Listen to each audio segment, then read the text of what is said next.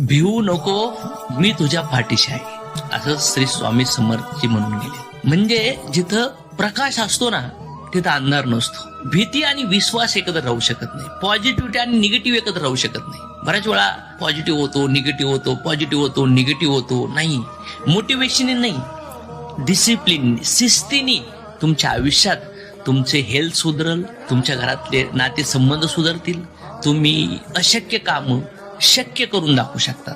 कारण की स्वामीच म्हणतात अशक्य काम मी शक्य करून दाखवू शकतो. तू माझ्यावर भरोसा ठेव, माझ्यावर विश्वास ठेव. हे देवत्व, हे आत्मा, हे परमात्मा बाहेर नाहीये, तुमच्याच आतमध्ये त्या क्वालिटी आहेत. ज्याची तुमच्याकडे प्रेम आहे, करुणा आहे, दया आहे, सॅक्रिफाईस आहे.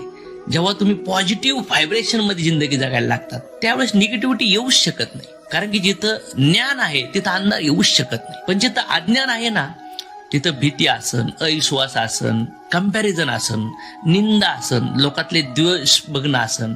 कारण की या जगामध्ये कोणीच परफेक्ट नाहीये.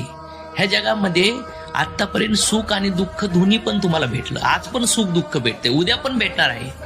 जसे ऋतू बदलतात, उन्हाळा पावसाळा हिवाळा कसा सहन करतात, तसं तुमच्या आयुष्यात येणारे सुख दुःख तुम्हाला समभावाने भोगावं लागतील.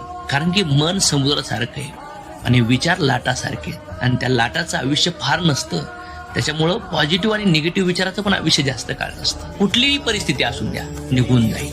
म्हणून मला असं वाटतं की श्री स्वामी समर्थ म्हणतात भिवू नको, मी तुझ्या पाठीशी आहे. विश्वास ठेव, स्वतःवर ठेव.